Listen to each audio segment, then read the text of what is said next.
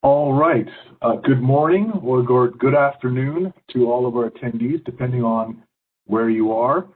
My name is Chris North. I'm going to be the host for our session today on planning and leveraging cloud environments. First off, apologies for the technical glitch with the email. Most of you were sent an incorrect URL and were unable to get into the meeting, so we've delayed everything by a half an hour. Hopefully rectified. We've got about 42 attendees in the session now, so it looks like we've remedied that. Once again, apologies. We know that we've delayed a half hour. Some of you may have to leave early. Be assured that we will be distributing the recording for today's session, so you will be able to catch up on what you miss. So without further ado, let's dive right in. This is the first of a three-part series that we're doing called the Petroleum webinar series. Today we're going to be talking about planning and leveraging for cloud. We're leveraging cloud technologies in your organizations for GIS. I'll introduce the speakers in just a moment. We have two other parts to this webinar series coming up. We'll be looking at managing connected networks on January 13th, and on February 10th we'll be looking at emergency planning and management. These are all online, registered, and I'm sure we'll have worked out the kinks with emailing out our links by the time we get to these. So let's dive right into today's topic here. I'm pleased to introduce the speakers for today. Myself, Chris North, I'm the Director of Technology Adoption for Esri Canada. I will be acting as your host today. A little preamble at the beginning, and then I'll be coordinating the questions and the discussion towards the end. I'm also joined by Victor Rutherford from Plains Midstream Canada and Robin Kovacs from TC Energy, who are going to be doing the bulk of the presentations today. So quickly, Victor, Robin, thank you very much for joining us. I don't know if you want to say hello quickly to the folks in attendance. Hi. Hi, everybody. Thanks for joining. Great. Okay, let's get started here. So we're going to be passing the baton, as it were, around a little bit. Victor and Robin are going to be taking turns doing the bulk of their presentations. As I've already mentioned, we are recording today's session, so you will be sent a link in a few days after the processing is finished, and you'll be able to watch, which is especially important now because I know that some of you may have to drop off at the top of the hour because of other commitments. But we will make sure that we get that content up to you in the form of a video. If you want to communicate with us, we do want these webinars to be as open and as interactive as we can possibly make them. I would encourage you to use the Q&A panel. You can send a question or a comment to all the panelists. You can also choose an individual panelist and send them a question directly. I would encourage you to use all panelists because those of us who are presenting, while we're not talking and presenting, we can moderate and manage the questions as they come in.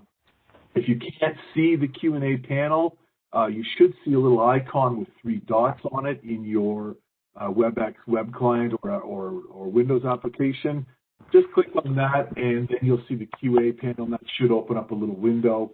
And the rest should be fairly easy to figure out. You can just sort of type a question and send it to me. When I'm not talking this morning, I will be, as I said, I will be monitoring the questions, and we'll coordinate those towards the end. Let's take a look at today's agenda. We've got a lot of material to get through today, some really interesting stuff. I'm going to start with a very brief introduction to where cloud technologies fit into the Esri ecosystem. And then I'm going to turn things over to Victor and Robin, who are going to do some sort of tag team back and forth with their real-world experiences and what they found working with and migrating to the cloud from their respective environments. We're going to then have some closing remarks at the end, which is really just going to be a wrap-up and discussion, and we'll open the floor up to the questions and comments that come in through the panel today. So let's dive right in.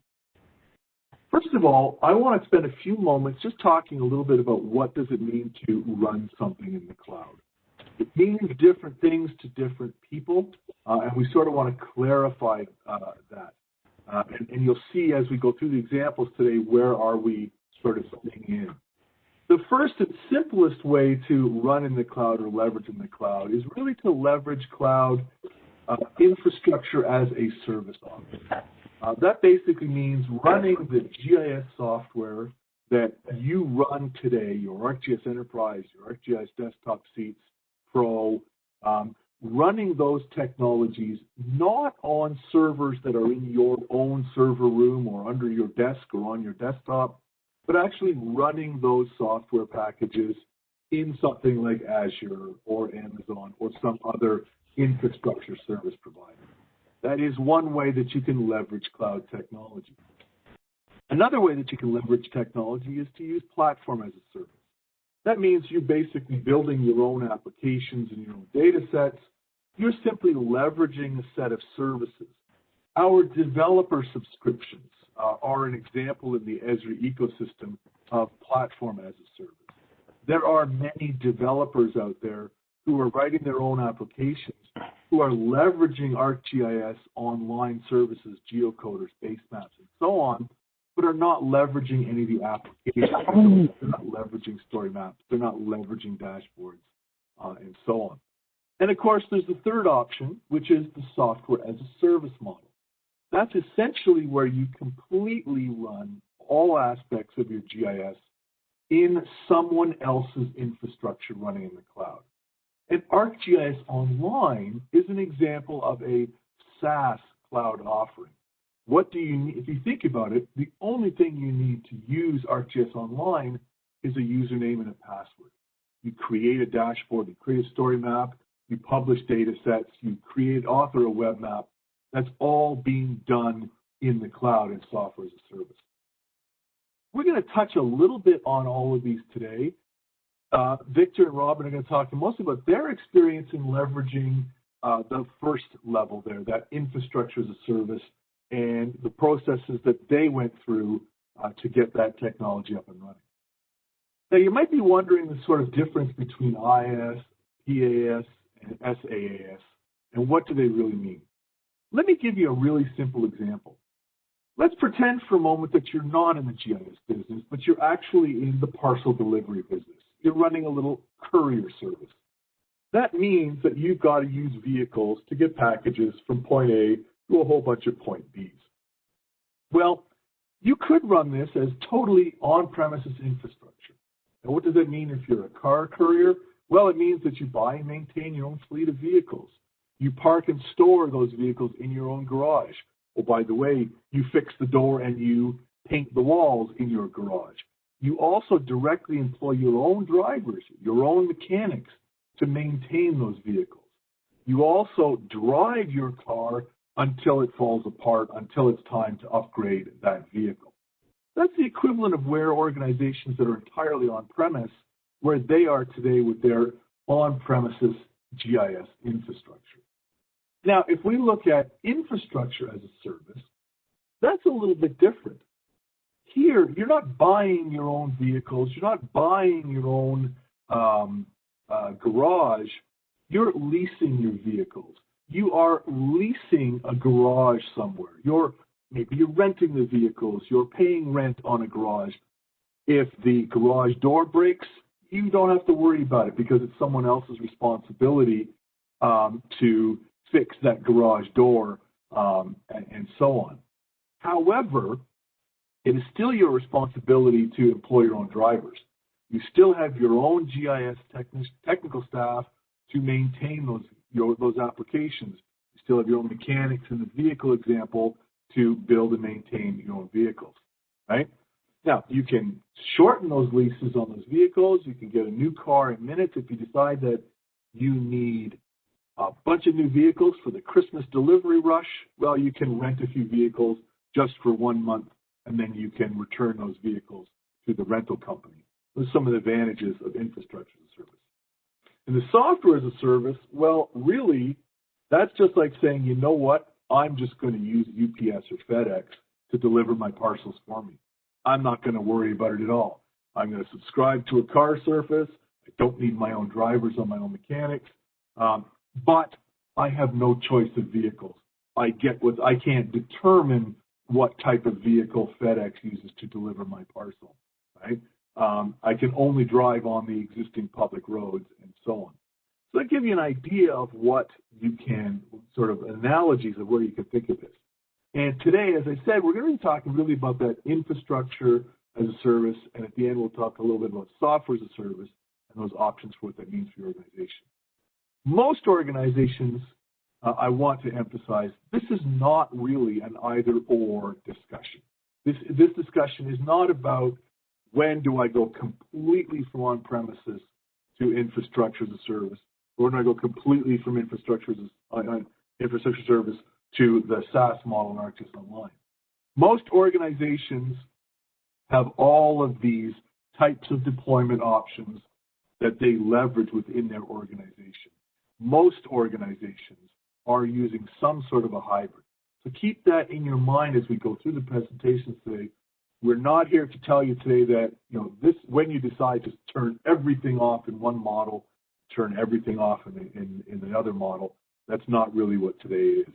It's about understanding the parts that are there, understanding the advantages and how you can work with it. So that was a really sort of high-level introduction to what we mean by cloud technology.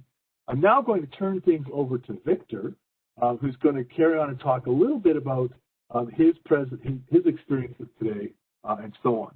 So with that, Victor, I will hand you the ball, and you can share your screen. Will do. See that okay? Yes. Okay. So, moving to the cloud, why do this? My team has asked, my JS team and community at large says, I'm happy I've got my ArcMap, local database, file geo, even shapefiles. Why do I need to move to the cloud? Why Pro and all this other stuff? I'm happy as I am. Why do I need to change?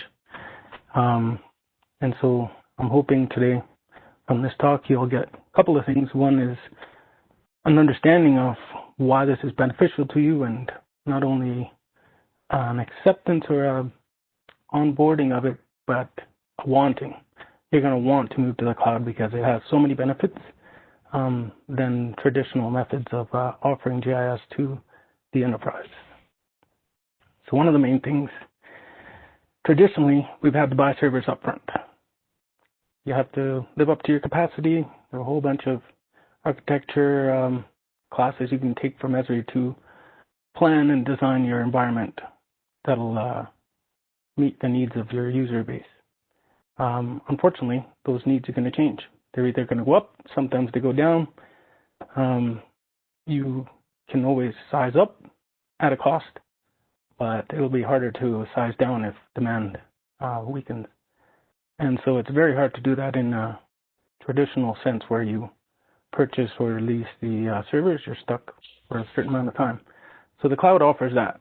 You can follow the demand trend a lot better, thus reducing your cost. And there are other similar benefits with downtime, covering downtime and everything. But it definitely allows that elasticity. If you have a database that's getting hammered, you can scale it up. No problem. No downtime even. There are different degrees to which you can adopt the cloud. So I'll talk about our story later, but you have your on-prem, and we'll get a bit technical too, but that's part of the other thing I wanted you to get to take away from this is the terminology. You're going to hear it going forward, so it's better to understand rather than get lost in the weeds or lost in the technology, or technical terms. So we have the on-prem scenario where you manage everything. Your company is responsible for updating the OS, standing up servers, the networks, virtual networks, security, all that stuff. You move on to infrastructure as a service, as Chris mentioned, and then you alleviate some of those burdens. Now, the service provider does some of that for you, but you're still doing monthly patches to your OS and all the other overhead that goes with it. If you move to platform as a service, you're a little better off. Now you just have to worry about your data. They manage the upgrades, the constant updating of the infrastructure. You just worry about your surface level components. And then software as a service is ideal in most cases. You don't have to do any maintenance. As Chris said, ArcGIS Online is great if all you need is a place to host your content. Where that isn't as ideal is when you have these silos, software as a service here, software as a service there. Now you need them to talk to each other. That's where we need some innovations to be able to make that a little more easier. Like if you have ArcGIS Online running your GIS and then you want to integrate with your Maximo to do asset tracking, that's going to be difficult because that's in IBM Cloud, that's in ArcGIS Online Cloud. Trying to get them to talk is going to be. So that's where you kind of end up having to play this balance. How far do you go over to one side versus the other? Again, this is another example of the terms so you get more familiar with them. Servers and storage, networking, and data center management is all at the end of it. The operating system is a constant overhead that we have to manage if we're not using SaaS. So that's a huge cost. And I'll talk a little bit about databases before I talk about that cost a little more. So that's one of the things that's going to affect everybody. It's really easy to lift and shift your SQL or Oracle or whatever database. We have actually an anecdotal story about Oracle in particular, but you have your lift and shift. You can move your database over. No problem. You were hopefully in a virtual environment before. You're moving it to another cloud or another data center. There's very little you need to do. You still have access to the OS. You still have access to all of the functionality that you used to have. And so it's really easy to move that much. Now, if you move in Azure world anyway, managed instances, now they do part of the hardware management for you, but you lose some of the control. You no longer have access to that OS.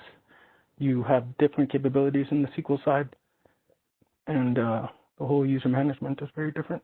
And then as you move to Azure databases, you're fully in the SaaS world.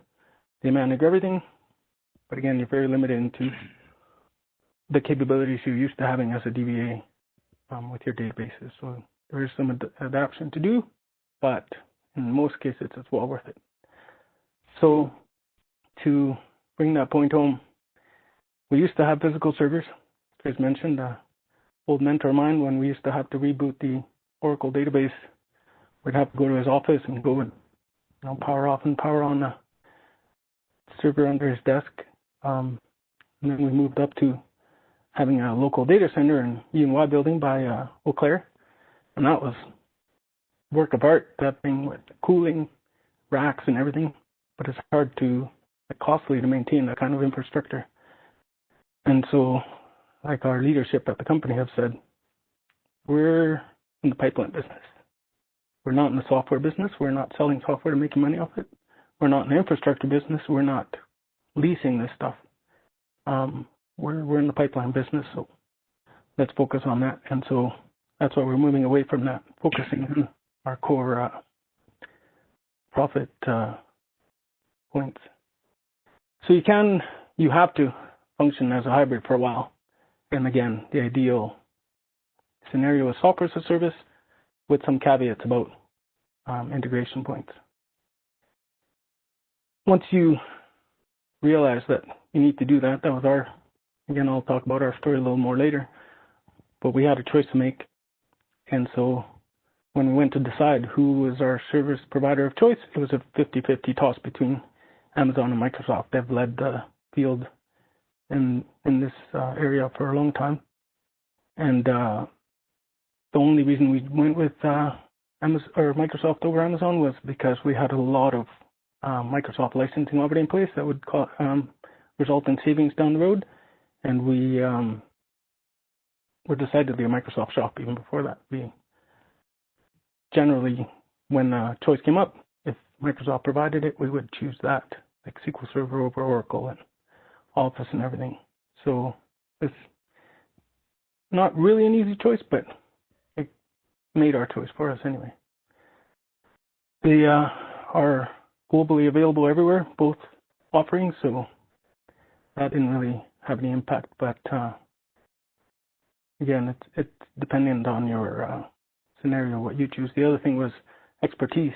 We needed local expertise to help us migrate, and that was, again, an easier choice with Microsoft than any of the other providers.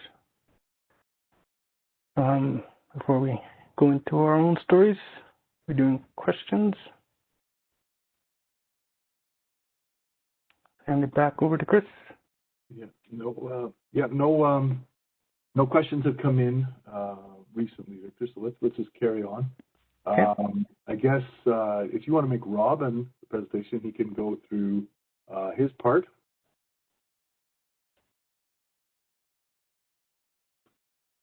Okay. Robin, just go ahead and share your screen. Thank you, Victor. Screen, I'm gonna share.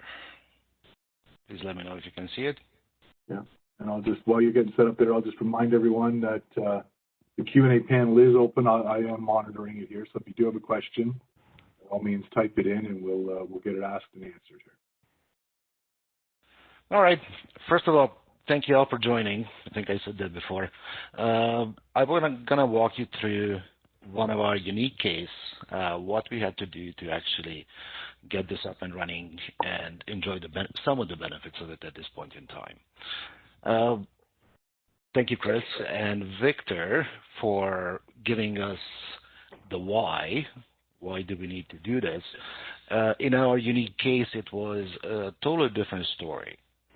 Like, our moving to the cloud started probably about a year and a half ago, when maybe a little bit longer, when our CIO announced that we are moving to the cloud and it's going to be AWS.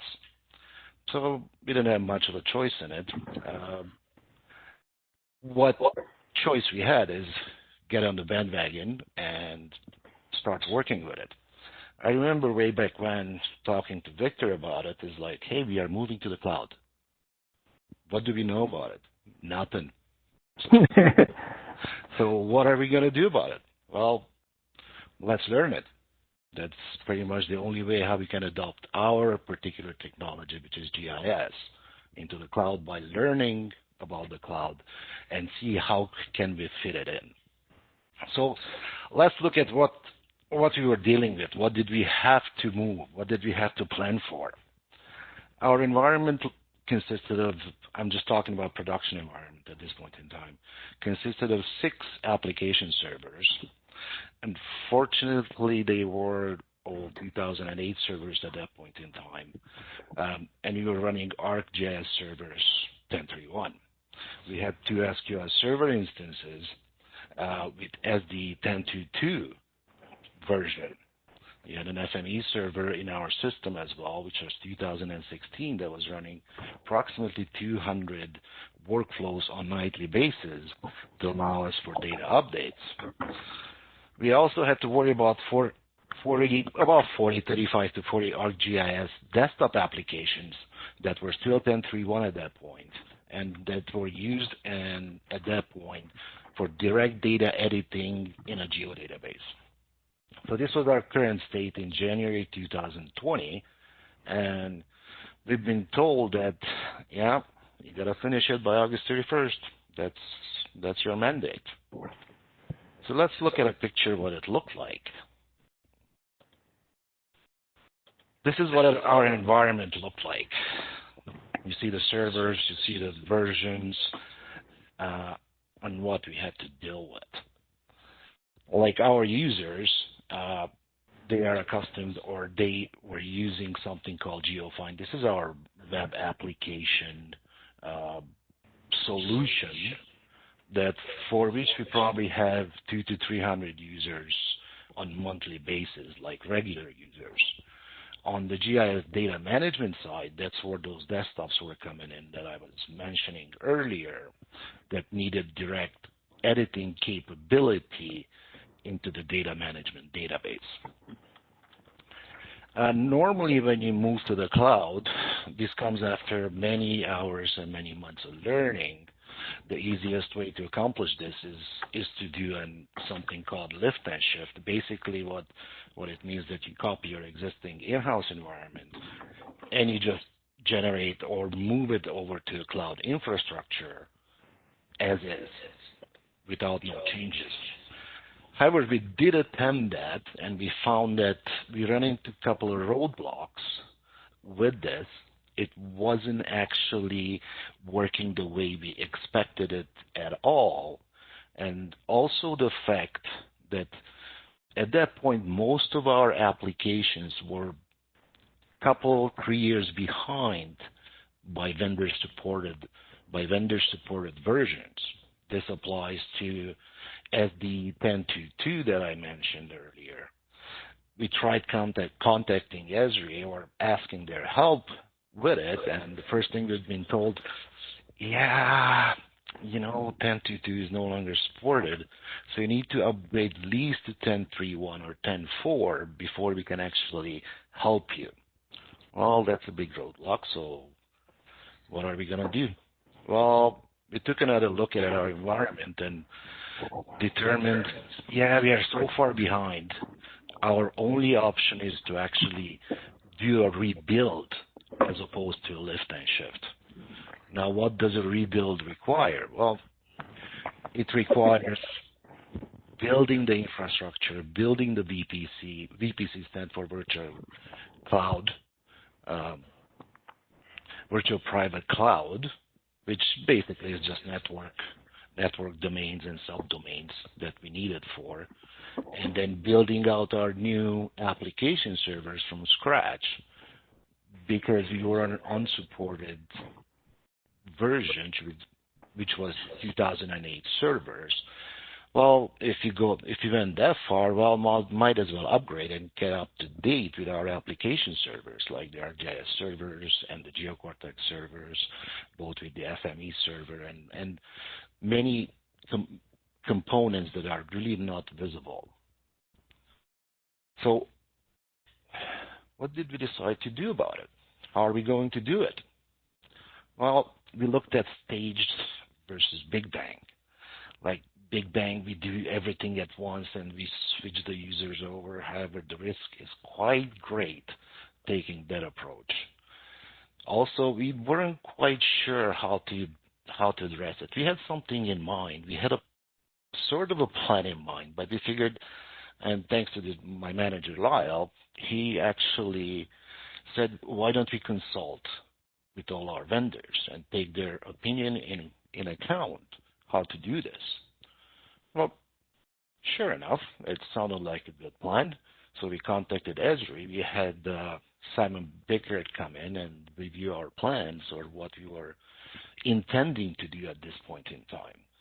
We also consulted with Latitude Geographic. They are the makers of our main web interface, which is the GeoCortex servers. Also, we did a review. It's like, do we need to build exactly the same infrastructure, the same thing as we have in-house, given the new capabilities and opportunities that AWS would provide us? Well, it came out, well, maybe if we make a couple of changes, we can optimize here, we can change how many servers are we running, and we are targeting for just the number of users and performance that we have. We also consulted with AWS experts on our approach and how do we build an environment that fits our performance requirements but not overspend on it. So our result came in as, based on all the meetings and communications, it came as like our best approach would be to do a staged approach. We did separate out our data management solution from our web mapping or general web mapping solution, and we decided to do the web mapping part, which is our GeoFind, our main presentation stack, to the large number of users first. Now, this provided an issue. Because we have two separate environments for data editing and data display, we have an ETL process that runs nightly to do our data updates. Okay, but now we have a problem. It was running fine in-house. However, now that we are trying to use this hybrid solution for the time being, going from in-house to the cloud, it presents an issue. So we tested it out.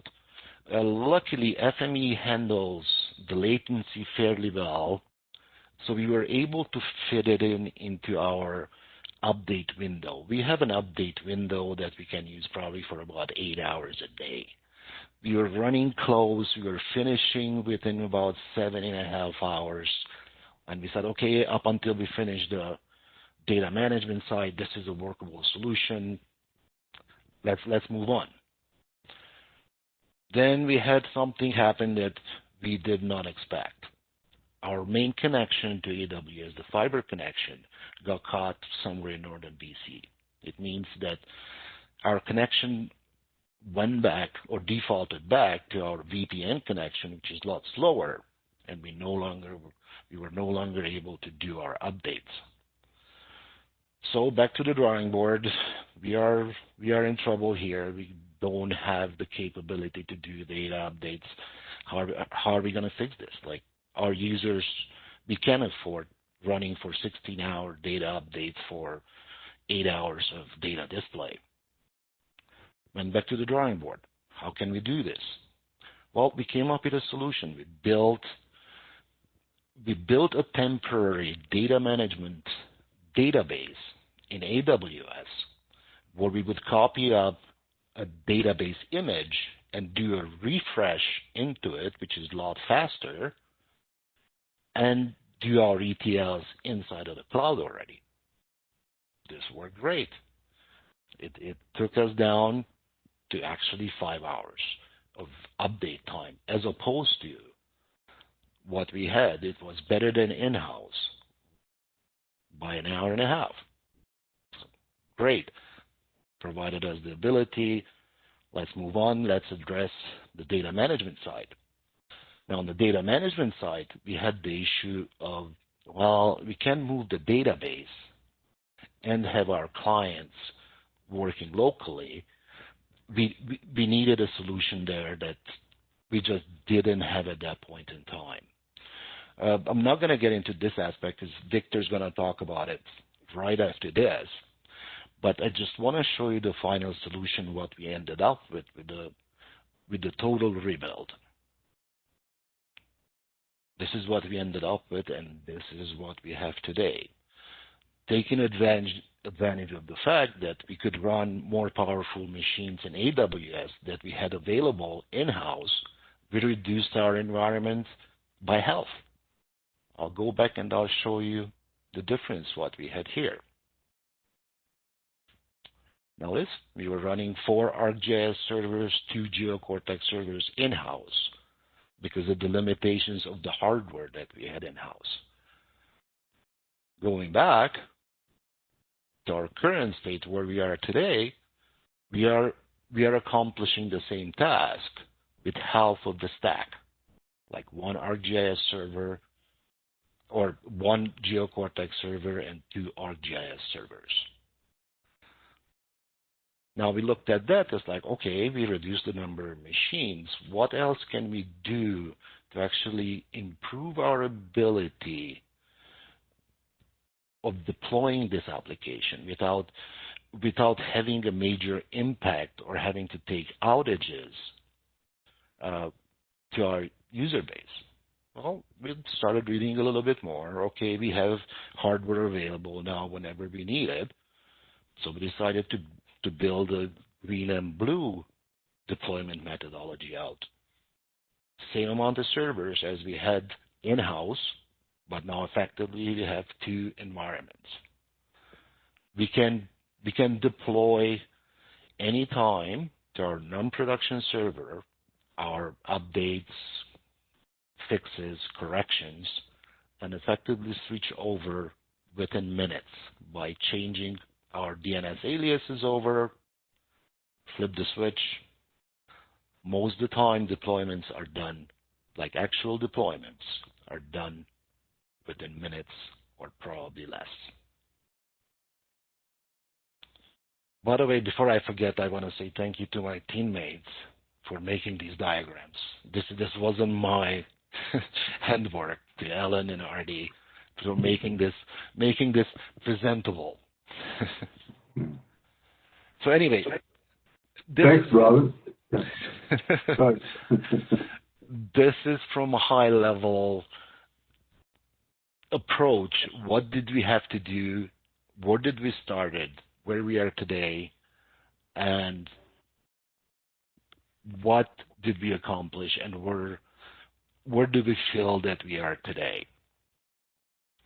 So, as I mentioned, we purpose-built our virtual private cloud for GIS. Use new application servers with faster processing capabilities, reduce the number of needed application servers to accomplish the same task, and I feel that we had better performance that we had in-house. In the same time, we upgraded all our application stacks to 10.7.1.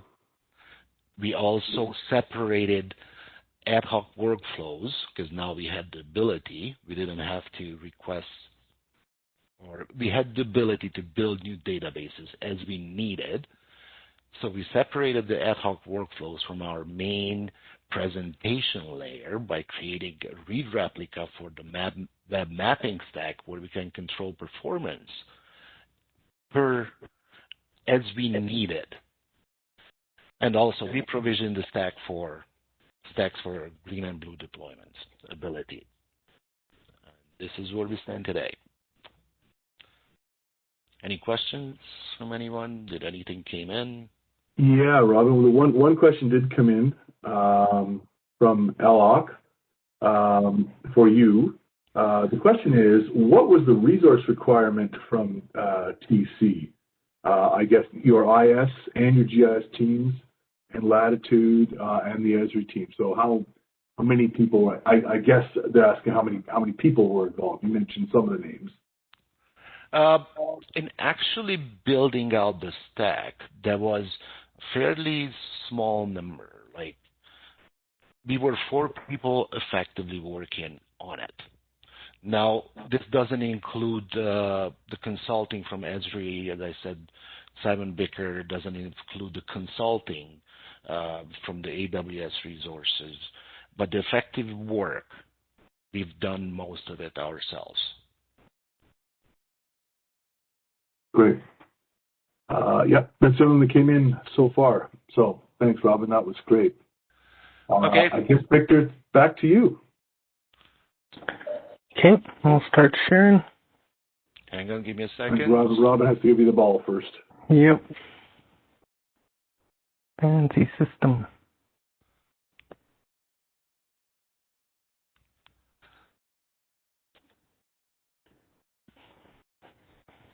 Okay. So our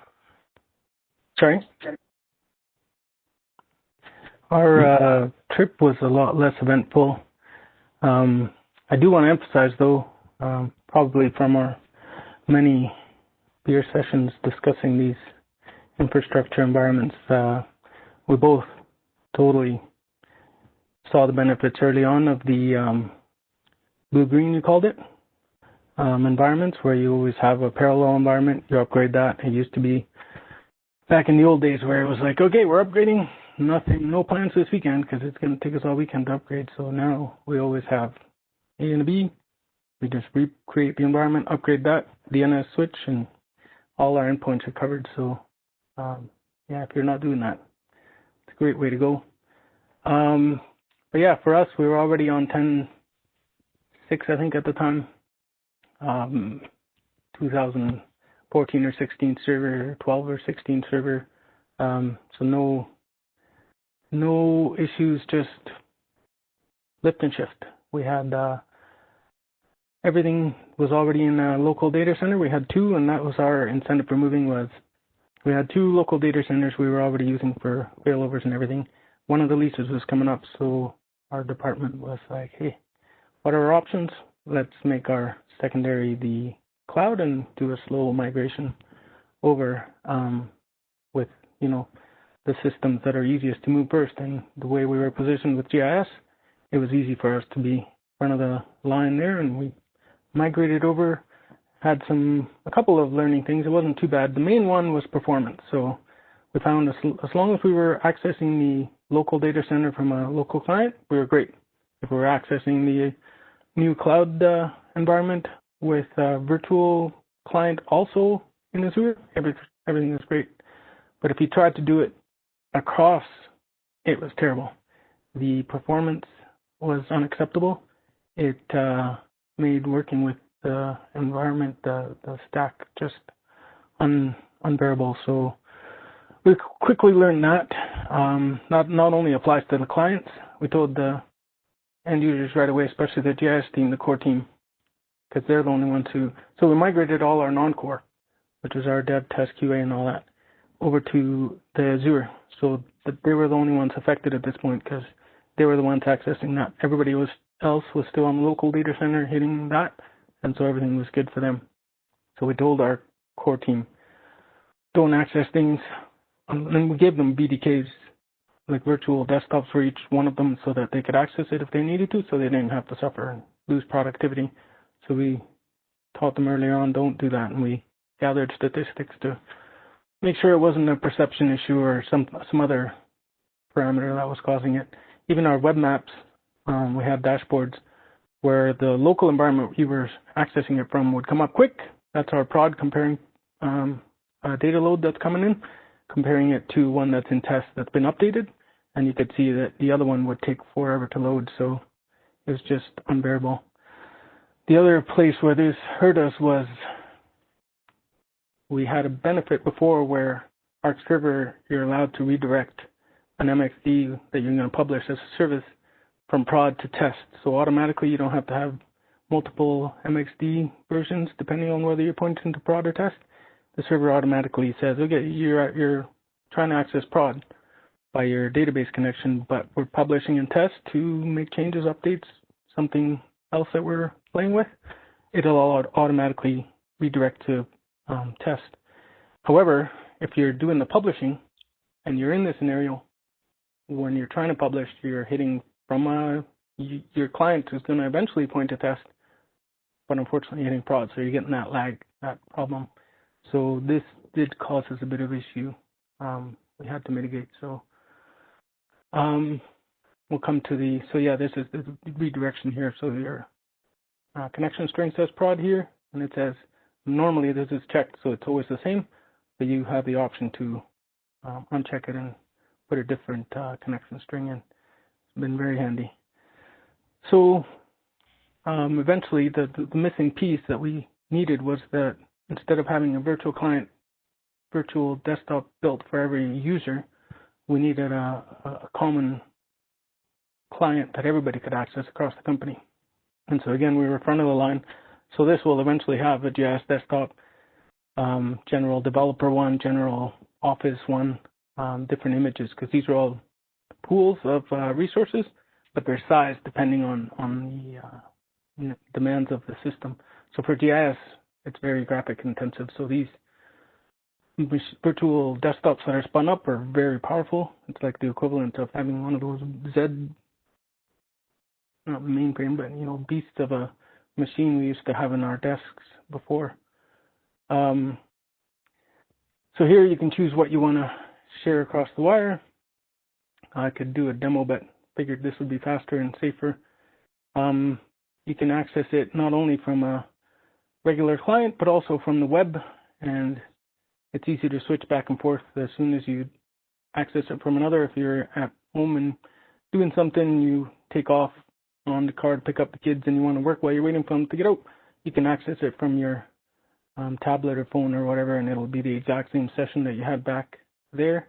And again, you can see Pro working performantly on it. You can do your notebooks, your scenes, everything. It's an N series. So we did our analysis ahead of time to get to this point, and this is by far the best choice. Lots of benefits, load balancing, takes advantage of all of the cloud offerings very well. Unfortunately, right now we have to use a third party to manage the different clients, like the pools, and promoting images from the base image that we actually install software onto, and then pushing it out to all these hosts that the users end up using. But once that's done, then all the users there's a standby host waiting for them, and then as more users stack onto that host, another one spins up to load balance the work. And we found, there's no performance implications from having various users on the same host until the other one comes up. So again, very highly recommended. We've had great success with this. And ARC, kudos to them. They've been ahead on the adoption with this stuff, and so they already have recommendations of what type of virtual machines you should use for this, and they recommend right on their help docs the Azure N series. They also have in Amazon, but again, I wasn't focused on that when I was going through this. These are the various different types of VMs you can buy. Again, different costs depending on capabilities. General purpose ones you could use for irregular office day-to-day activity. Again, we're going to have different ones optimized for developers, but you can see here the N series are very heavy graphic rendering. So they have a virtual graphics card essentially to be able to handle that kind of workload. So we're very well prepared now. And then Robin was going to mention a little about his options. Okay, I was going to say, like, the same thing is available, pretty much the same thing is available in AWS, except it's called Amazon Workspaces. But what else I want to emphasize, I want to say a sentence about it. When you're planning moving to the cloud, your biggest enemy is going to be latency. That's where the slowness it comes from. Yep. Like after talking to Simon, that's when we actually really understood that in order to effectively run a client-server application, which is an ArcGIS desktop, which is database requires a maximum of 1 to 2 millisecond latency per call. When you're moving your data source to the cloud, depending on how close you are to the data center, that's going to be times that amount. Yeah. Like in our case, we have about a 20 millisecond latency that you need to work with. So that idea of running ArcMap or ArcPro on your desktop and hitting a database in AWS if you are far away, it's not going to work. You'll have to find a solution where your desktop application is close to the data source. Yep. And that's what this provided for us. So that was the final piece we were missing.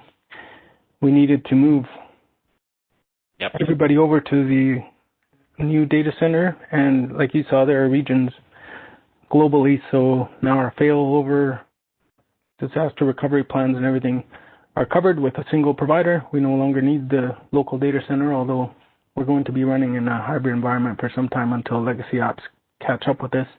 But again, with GIS, we were well prepared to just shift over. So now that we have that final solution, we're taking the final steps in this coming quarter to finally move the last few pieces over. The other thing we didn't cover yet is there's the client to database issue, and app servers and everything, they need to be right by the database. Arc Server, Arc Enterprise has config store and directories and caches that are file-based.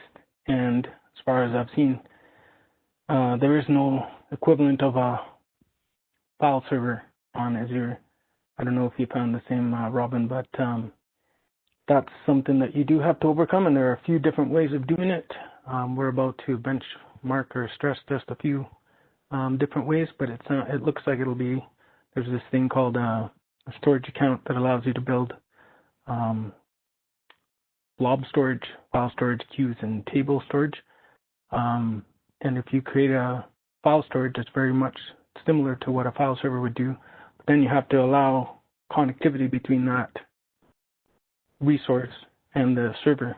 So it's much it's similar to how they attach drives to the servers, but anyway, there are different ways of doing it, so we're still benchmarking to see which is the best option, but that's something else you're going to want to do for yourselves, is find the best way to do that kind of file access. Yeah, absolutely. Like, luckily, AWS does provide quite a few options for storage, and we are taking advantage of it.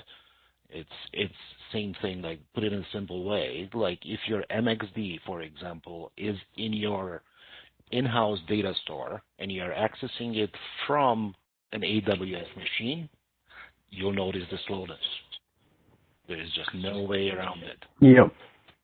So that's the main key thing is, you got to make sure your components are all together. Again, why the SaaS solution isn't globally satisfactory, but I'm sure we'll solve that puzzle down the road. Where we are today, back to you, Robin. Oh, thank you. We're going to have to hurry up a little bit because just pass me the ball, please. Yep.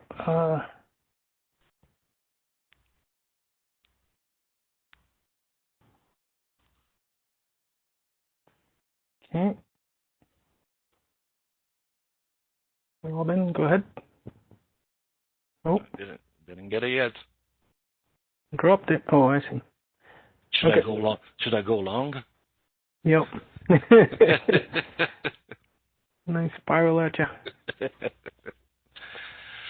So anyway, sorry, I was gonna show something else. I was just wanted to say a couple of words about where we are today. I believe we did it, and by the way, we did meet the deadline requirement. By August 31st, we were in production live with the entire system, and we've been running since. Knock on wood. Few hiccups at this point in time. But what I want to mention is moving to the cloud is one thing. The other thing is cost optimizing for cost. Like, we celebrated our success when we moved in August 31st. We said, okay, we are done. However, in September, the bill came in. Our system was running $100,000 a month in costs. Well, of course, this came to the leadership's attention really quick. Like, just running it is going to take us over $1 million per year.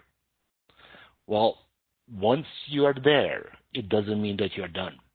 That's when your optimization work needs to start. Otherwise, costs are going to spiral out of hand. Of course, first principle is make it work. Yes, you make it work. But once you made it work, now you gotta keep it within limits, because budgets are not infinite. And that includes GIS. So the next thing we've done, we immediately went back, we started analyzing our stats. Okay, where can we reduce without affecting performance? And it came up that our biggest cost, it was the SQL Server licensing within AWS.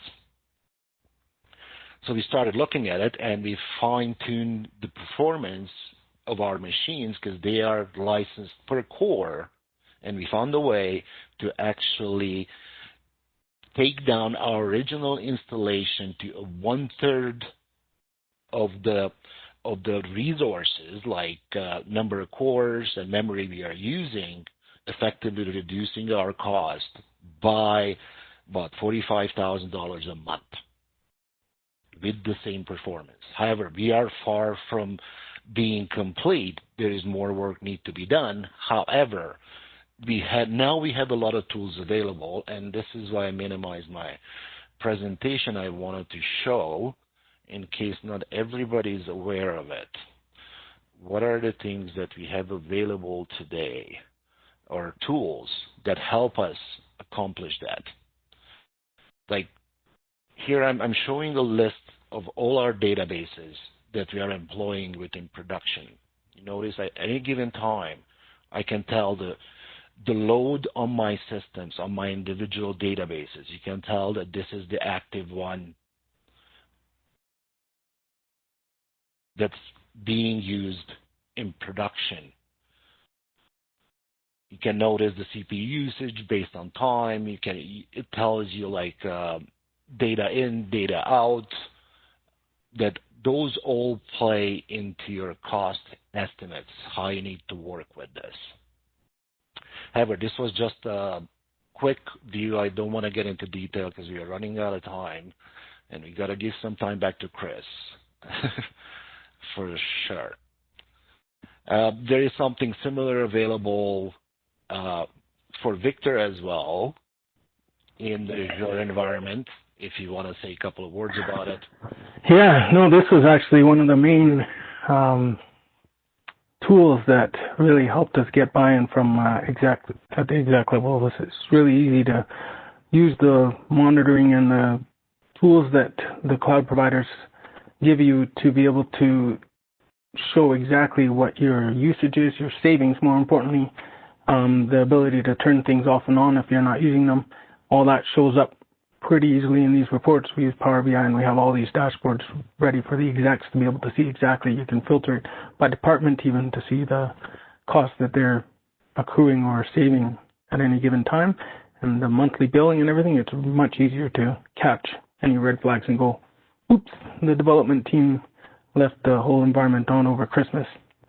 So we better keep an eye on that kind of stuff, send alerts or, all kinds of stuff you can do.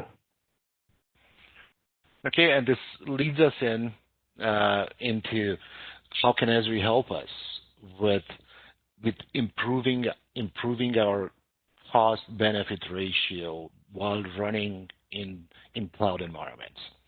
One of the things is auto-scaling that we need Esri to help us with, and unfortunately because of how the ArcGIS servers are being licensed, currently that's not available today.